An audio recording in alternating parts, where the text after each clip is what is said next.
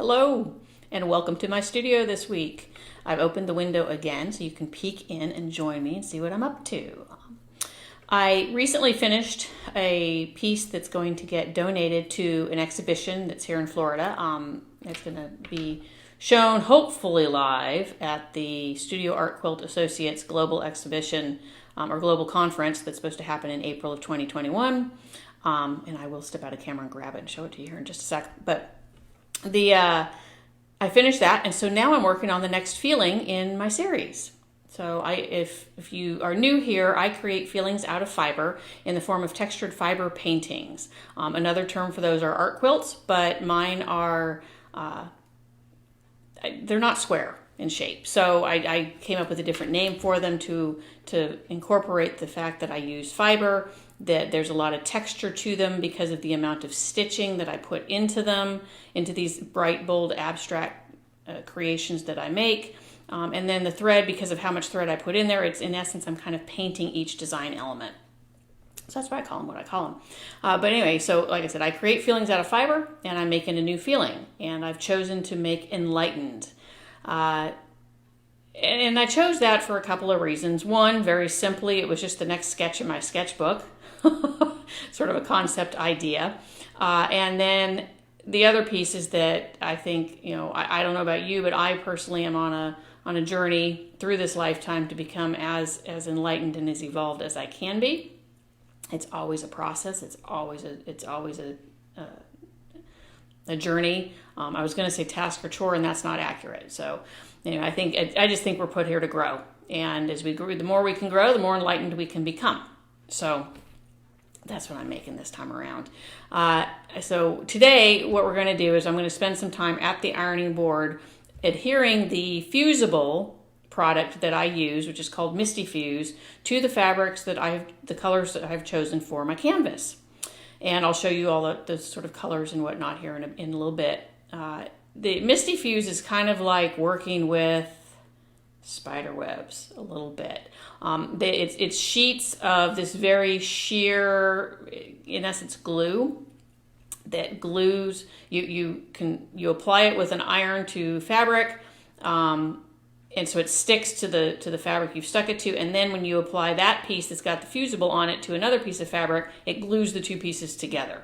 Very simply put, but it's this really light, super gauzy material that when you're working on it under a ceiling fan, it can be a little bit like working with cobwebs. It likes to float. So, but I've got everything ready and prepped, so all we have to do is move to the iron and start adhering, because this stuff is a little bit difficult to show, I think, on camera. So but anyway, before I go there, let me grab that fish really quick. I meant to put it next to me here, and I didn't do it. So let me step out of camera. I'll grab the fish. I'll give you a quick peek at that, and then we'll talk a little bit about color, and then we'll hit the ironing board. All right, thanks. So this is my little fish. Let me back up a little bit. So is about 12 inches by 12 inches. I used my typical procedure or process to make it, which is a raw or fused raw edged applique. Again, using the Misty Fuse. I work in very abstract manners and in an abstract way with bright, bold colors, as you can see in that fish. And it just really flows. It's very intuitive for me to kind of make what I make. I can actually picture my design in my head, and then the challenge becomes bringing it to life with fabric. So I don't do representational art. The fact that I was able to cut out a fish shape, or actually draw a fish shape and then cut it out, I'm feeling pretty proud of myself. Because my drawing abilities in terms of trying to make things look like they're supposed to is probably still back in about second grade. So it's not, I'm good with geometric shapes, but again, trying to draw a fish or a plant or a face or a house or a tree, it's a little cartoony because it's still a little, it's not a skill I worked on. So like I said, I'm pretty proud of myself for drawing a fish and then cutting it out and making it look like it is. I'm making enlightened. I chose yellow for the canvas. So I've got 7 different shades of yellow that I'm going to apply the fusible to, and I don't know that we'll get through all of them because it does take a little bit of time to get the fusible adhered, but I'll kind of show you the shades as we go through. But to kind of give you a teaser of what I'm going to use in this, I hit the fabric store yesterday. I was very excited. I discovered there's one that's about 10 minutes away from me here in Florida, and it's open. It's not a Joann's or Michael's or a Hobby Lobby, and nothing against those stores. They do sell fabric, and it's good fabric. But a quilt store is going to sell higher quality fabric with a better weave, and so it gives you a more luxurious feel when you're touching the fabric or you're using it. It's just a better quality. It's ultimately it's a higher end quality fabric, I guess really is what I ought to say. And I'm not saying that Joann's, Hobby Lobby, and Michael don't carry some of these brands, but they carry sort of the lower end, lower cost brands. And when I'm making art, I believe that if I'm going to ask somebody to invest the money into a piece of art that I've created, I'm going to make sure that I'm using the best tools and best materials that I can. So I hit the quilt store and got super excited. And I went specifically to get some yellows because I discovered I didn't have quite enough to make my canvas. So I grabbed these two shades that I'm going to use in them. This one I didn't use yet, but it could very well appear in it. Well, actually, this one won't appear in it. This was just fun, and I had to have it. This one will probably appear as the back because I've used lots of yellow on the front. So there won't be any yellow particularly in the design of this other than the canvas. But then I also picked up some more fuchsia, which I love. This is my favorite color. This is truly my favorite color. This and purple, and I picked up some purple. So these will appear on this yellow background that I'm going to put together. And then I picked up some more fuchsia just because you can never have too much. And I discovered I didn't have nearly enough. So that was just a fun day at the fabric store. I didn't get a lot of art making done yesterday. I had intended to get all the fusible done yesterday so that we could just build the canvas today. But when I discovered I didn't have enough fabric, sometimes you got to go to the store. So that became the task for the day. So that's enough rattling on for me today. I'm going to move over to the ironing board. I'm going to reposition the camera so you can see what I'm doing. And basically I'm just going to press some fusible to the fabric. And I'll talk a little bit about what I'm doing as I do it, and we'll go from there. Thanks for hanging out, and let me just move the camera. I want to get you positioned so you can still see my face when we're doing it. I'm going to try to decide if I need my glasses. Probably not. I do need to plug in the ironing board. Always an important task.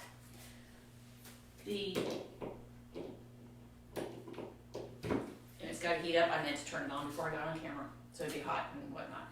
I'm probably going to do a little bit of leaning because I have this cool new ironing board. If you were here a few weeks ago, I was trying to press something and the ironing board collapsed on me. It was so much fun.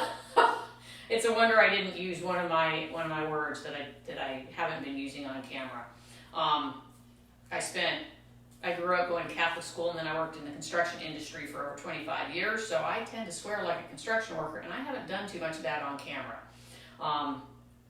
But that may change. I'm getting a little tired of not being who I am. So, or not sharing that piece of me. So, anyway, that's it. It's a wonder I didn't swear like a construction worker when my ironing board collapsed on me on camera the other day. But what I'm going to do here is I've got a couple pieces here. So this is a piece of kind of orangey yellow that I've got the fusible on. And again, I don't know. I'm going to try and pick it up and see if you can see it. You can't even see it, right? It's this really thin gauze. And I would bring it over there, but then lining it back up is going to be, well, all right. You know what? I will bring it over there, see if you can see it without me tripping over the cord. So this is what Misty Fuse looks like. If you've never used it, it's awesome. As far as I'm concerned, it is the best fusible out there. There's no paper backing to it. You don't have to fight with peeling the paper off. It's got this really lightweight feel, so that when you have your fabric fused to it, your fabric still feels like fabric. It doesn't get stiff. So if you want it to be stiff, then you want to use a different product. But this keeps it, the hand of the fabric stays as it should, which is fabulous. I have it laying on what is basically a Teflon mat, and the purpose of that is so that to protect the ironing board itself, the fabric for the ironing board, of getting the fusible on it, because then it would get all sticky and then that would end up on clothes when you're ironing a shirt or a pair of pants. And so you don't want to do that. This product is fantastic. It's called a Goddess sheet. Goddess, like goddess. And what's cool about it is that when the fusible sticks to it, you can rub it off and you can peel it off, and so it doesn't adhere long term, which is great. So it saves your ironing board, it saves it from getting on other pieces of fabric where you don't want it. It saves it from getting on your clothes if you actually iron your clothes and don't just go to the dry cleaner. So I'm leaning over to pick up what was one of the template pieces for the canvas. I just happen to be starting with number 7. There's 7 different colors for the canvas, and I happen to be starting with number 7. I tend to always keep the not tissue paper, drawing paper? What's the paper tracing paper. I lost the fucking word. Anyway, there we go. Now I'm being mean. Anyway, I always keep the tracing paper pattern with the color I'm using because I gotta remember which one goes with which, right? So I'm gonna set that back to the floor and I'll deal with putting it back together. But now I'm gonna I'm gonna cover this piece with more goddess sheets. So these are smaller pieces that fold and whatnot. And they have this cool curve on the edge, so you always put the curve at the upper right hand side, which means that it's always the same side of the goddess sheet that's touching the fusible, which means, again, that you know what side to peel stuff off of if it sticks to it. So this particular piece is a little larger. I have 2 of these smaller ones. I really ought to get 2 big ones. I don't know why I haven't done that yet. And let me test something here. Ooh, yay. That works. It actually covers it up all the way. So I'll do this where it's a very, very tiny, tiny, slight overlap of the 2 goddess sheets. And then you just take the iron, and what am I doing with the cord? Don't hurt myself. You just put the dry iron on the goddess sheet, which is in the fusible and fabric again, or behind it, and you hold it there for about 10 or 15 seconds. Then you move to the next spot, and you're just sort of hopping, skipping across the goddess sheet as you adhere the fusible to it. So this tends to take a little bit of time to do, and usually when I'm not on camera, I'm counting to myself.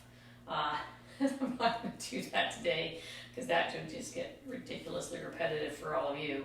But it's kind of meditative when I'm doing it and I'm counting. I count a little sometimes in my meditations, and often, like, I'm going to digress and talk about meditation a little bit here, but when you're learning how to meditate, one of the things they kind of suggest is to count your breath. Count 1, 2, 3. So this is a little similar to that in terms of counting, so I know that I've held the iron to it long enough for it to stick. If it's too short and too short of a period of time and it won't stick, the fusible just doesn't adhere, and too long of a time and it might not stick to the next, to when I flip it over and I want something else to adhere to it. These pieces, that paper template I showed you will get pinned to the right side, so the side without the fusible on it. And then I will cut out the fabric to the shape of that template, and then that piece of fabric with fusible in the fun shape will get adhered to the canvas. And before I sign off today, I'll try and remember and move the camera and just show you what the canvas looks, or what the piece of muslin I've cut out looks like, the shape of it, so you have some idea what this piece is going to look like in terms of final shape. But I always use 2 pieces of muslin to help put these things together. The reason I use 2 is a couple reasons. Well, there's one reason. Anyway, I use 2 pieces of muslin. One is to adhere these canvas pieces to. And it just makes it easier because then you're not trying to, it gives you something to stick to. So it gives you a large piece of fabric that you've just made out of other pieces of fabric. So it gives you a backing. And then on top of that colored canvas that's on top of that piece of muslin, I put the design elements on. And those are the pieces that are, fun shapes and curvy, organically cut. Usually I tend to do that kind of thing when I cut. And those get adhered to the colored canvas, which again is fused to the muslin, and those design elements are fused to the canvas, which is fused to the muslin, right? So then you end up with a couple layers of fabric, depending on how much I've overlapped things. But you've got, the back layers is again that piece of muslin. And then the second piece of muslin I use as a backing behind my batting. And the batting is the puffy, not puffy, I don't know, it's the stuff you put in quilts. I mean, I don't even know how to describe batting. It's kind of like fleece, but not really. So it's a little softer than that. It's got a slightly more open weave. I mean, it's still fully woven. It's solid, but it's what you insert in quilts. So I take my designed canvas, which is fused to a piece of muslin. I put a piece of batting behind it, cut to the shape of the exterior of the actual art piece, and then I put a second piece of muslin that also follows that shape behind it. And then I pin it all together, and then I hit the sewing machine to start the stitching process, which takes about half the time that it takes me to make one of these pieces, in terms of like if I'm counting time. The reason I put that back piece of muslin on there, and I may talk about this again as we move in, as I get to the stitching phase, and depending on where I am next week when I'm doing my next live.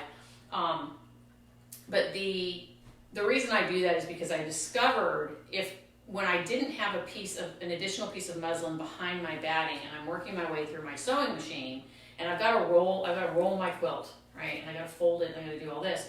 But when that batting was exposed, and I'm rolling it onto my, and it's the batting is now touching what is going to be the exterior and art shape, the art elements of the piece, I was getting a lot of lint and a lot of fuzz. And adding a second piece of muslin behind has reduced that. I'm not saying I still don't get some. I certainly do. And so I've got one of those rolly things that you use to get threads off and get lint off your clothes, and I use that regularly while I'm working. But that extra piece of muslin really helps. And then it gives it an additional layer of material, so that then when I finish it off and I put the colored piece of fabric behind that back piece of muslin, I've got at least 4 layers. No, 5. Backing, muslin, batting, canvas, design. Yeah, 5. I've got at least 5 layers in my piece of art, which gives it a lot of stiffness. And since I create abstract shapes, you want it to be fairly stiff so that when it hangs on the wall, it doesn't, some of my pieces are kind of designed where they curve a little bit when they hang on the wall, and it gives them a more organic feel. But that's not always what I want. I paused here after I finished ironing because you want to let this sit for a second and cool a little bit before you peel it. And I will say I kind of laid these down the wrong way. Every once in a while, you want to do this slowly, because every once in a while you get a little bit that didn't quite. And this was the piece I finished last, so I'm going to stop there and let it finish cooling. I usually overlap so that the side I started on is the piece I peeled off first. So, we're really only going to get one of these pieces fused today while we're on camera, because again, I don't like to have us hang out for all day here. You've got things to do, and I've got work to do too. So, there we go. So that piece is now fused, is now done. So it's just a piece of fabric, right? But it's not stiff. Like I said, the Misty Fuse doesn't make it stiff, so it's still very pliable. And going back to the camera, you hear the tissue paper or the tracing paper. But again, it's just a piece of fabric now, and now it's got the fusible on the back. And you can sort of see it. The light's not the greatest. It's kind of sticking to itself now. I don't want that. You can kind of see how it's a little shiny now on the back. And fabric isn't usually shiny on the back. This is how you can tell what side you put your fusible on, which is another really cool aspect about Misty Fuse, because you can tell. Some of these other fusibles, you can't tell which side you put your fabric on. And while this one is a fairly easy fabric to be able to tell which side is the right side and which side is the wrong side, not all fabric is that way. Sometimes you have pieces of fabric where it's exactly the same look on both sides, and so either side can be the right side. So having this added little benefit of the Misty Fuse being a little bit shiny, and feeling a little, and you can feel it too. You can feel the texture when you touch it too. But we haven't figured out how to do that, where you guys can feel things through Facebook Lives. But having that little extra benefit of being able to tell what side you put the fusible on is really a very helpful thing to do. What I then do is, now that I've got this fused, is I will lay this on a surface flat so it doesn't iron or doesn't lay on itself. So let me move my piles of fabric out of the way that I had laying behind the camera. And I'm just going to lay this down, and I'm going to take the shape that will be cut out of that one, and I'm going to lay it on top of it so I know again which one was which. So that's how I do it. So that's kind of the process to get the fabric ready to create the canvas. So I've talked about this a little bit in the past. I've got a multi-step process to create my art, roughly 24 steps, and it's really just to remind me of which step is next. The design piece of it is like just kind of design, because it's very intuitive. I choose the colors based on what I see in my head, trying to use some contrast, trying to get some balance, trying to make sure there's good value, and as well as some dimension to it. And so that's just how it sort of happens intuitively and organically.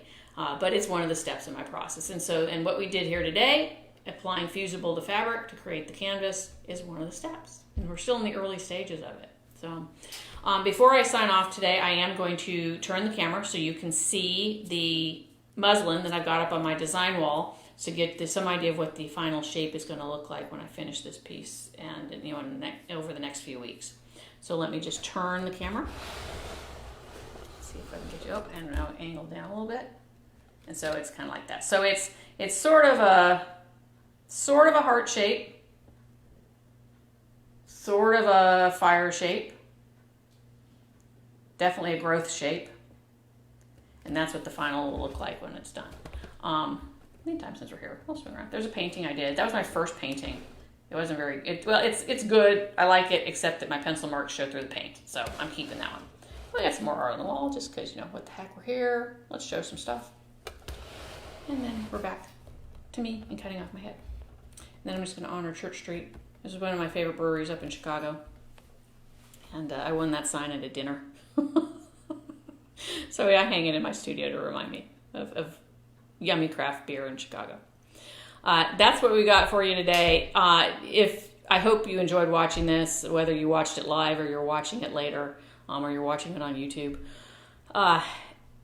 One of the ways to be, I just want to kind of close with this, that if you want to be the first to see my new work when I reveal it, or to be the first to know about updates on progress and hear the story behind things, to know about my life as an artist, to read or watch via video the responses I have to questions that artists often get, that sort of thing, then join my email list. And to do that, you can drop a comment below, or you can send me a DM if you want to be a little bit more private about it, which I don't blame you for. I would do it. I'd do it via DM. That's me. But yeah, you get on the list, and every Monday I send out an article with a video that's, you can either read or you can watch. It's up to you. And I share a little bit of something every week about art. So thank you very much for hanging out with me today. I'm going to get back to fusing more fabric so I can create a canvas today. And I will be back here next Thursday to open the window into my studio again.